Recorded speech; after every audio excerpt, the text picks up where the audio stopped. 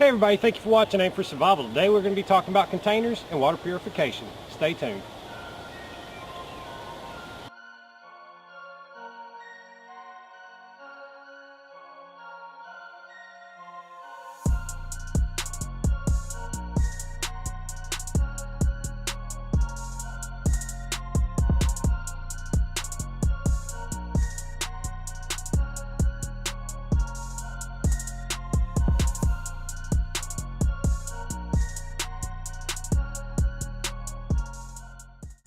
Okay guys, recently I received a comment asking my opinion on, say, your water bladders compared to a water bottle. Now, I didn't want to just talk about that in this video. I wanted to talk about water in general and purification or disinfection of your water. More likely you will be disinfecting your water, and the product you choose will make a big difference in how you go about this. So sitting here in front of me, I do have several options for water disinfection, guys.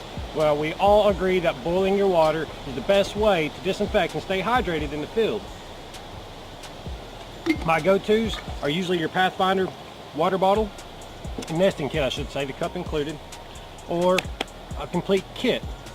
Now, the subject was water bladders. Now guys, I'll be honest, you don't really see me use water bladders. There are some great benefits.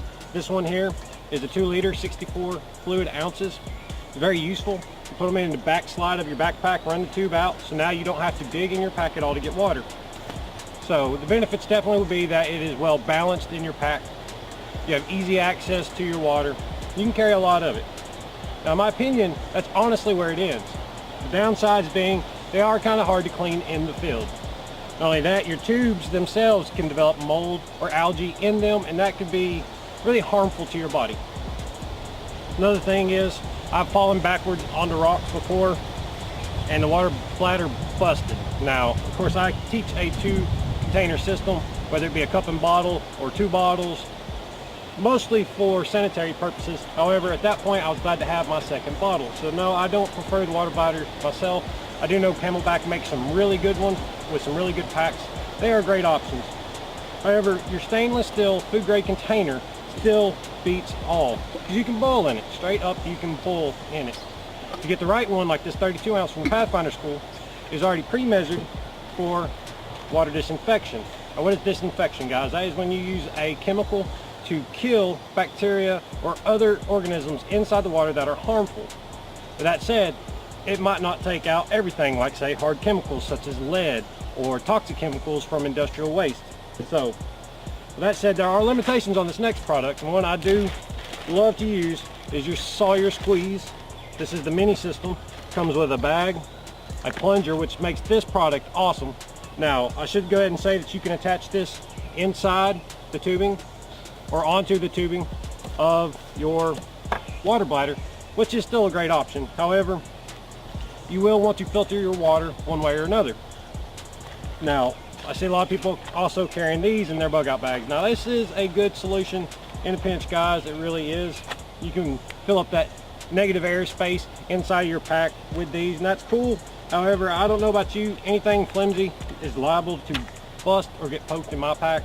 So these are more like your shelf items, not say your backpack items.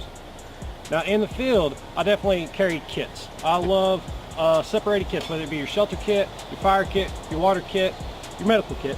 However, right here is just a few examples. This is my hiking kit. It's kind of an ultralight survival kit, as it does have shelter, fire, water, all the necessities, guys, cordage. And so does this one. This is my water bottle kit, and it now has a SOL blanket in it, knife, sharpening systems on there as well. But that's not what I want to talk about per se. I want to talk about the qualities of different containers and different setups. You don't always have to go full still. This one is a little bit heavier. You could, in the case of filtering the water, use a bandana for large particulates.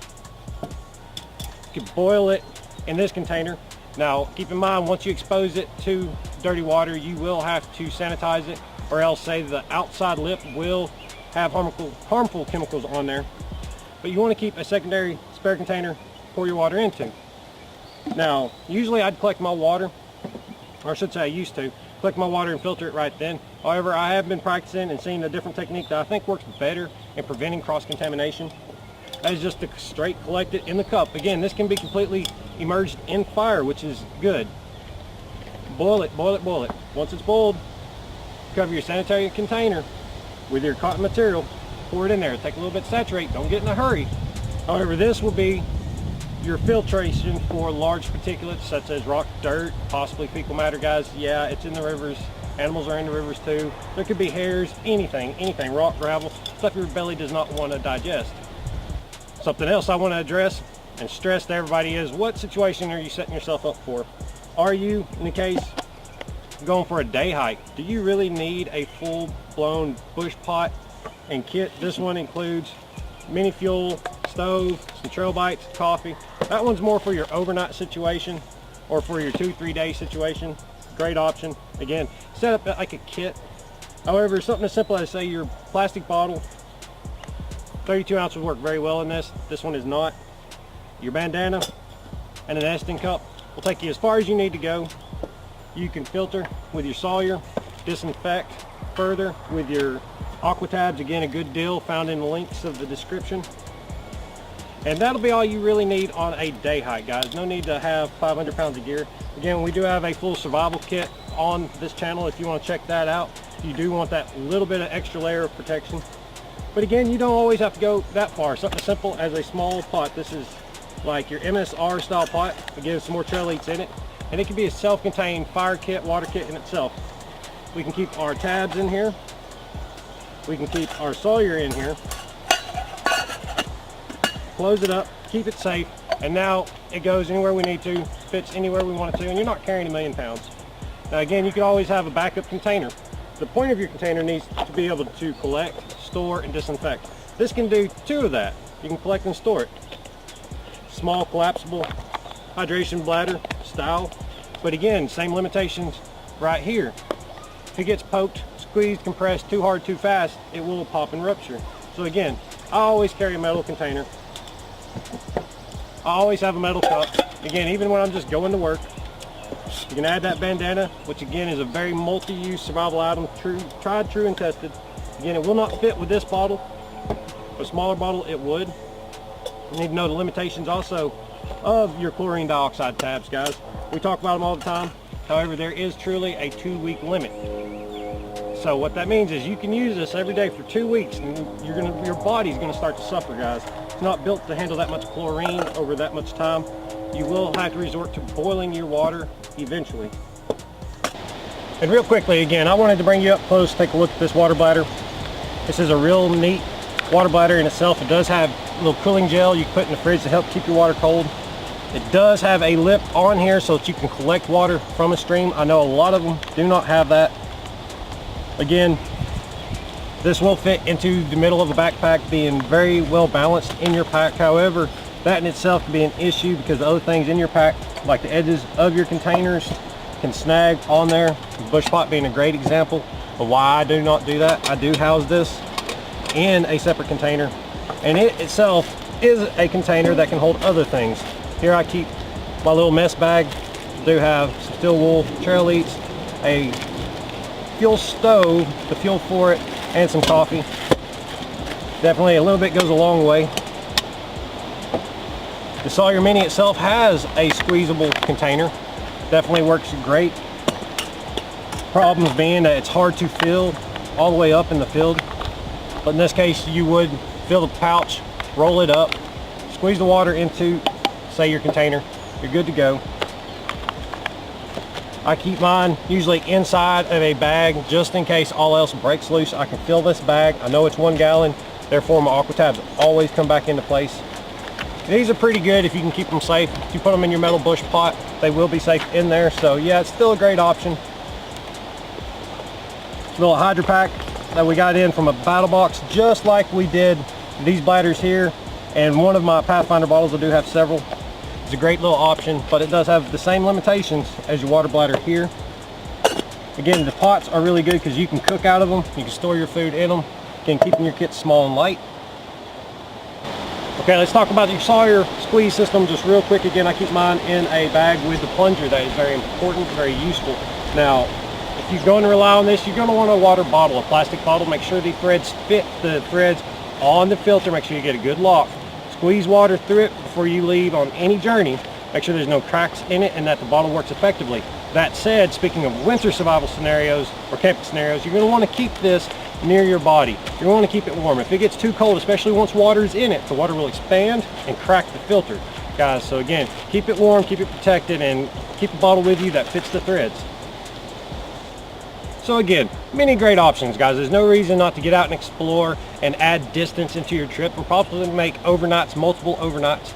Now at that point, you would want to switch from something like this to a more flexible system. Definitely your Pathfinder bottle and cup with lid and fish mouth spreader. Again, you will find that in this kit as well. Definitely has been my go-to, but there's also been those times where I could not have fire, guys. Being in state parks, not open flame to say the least.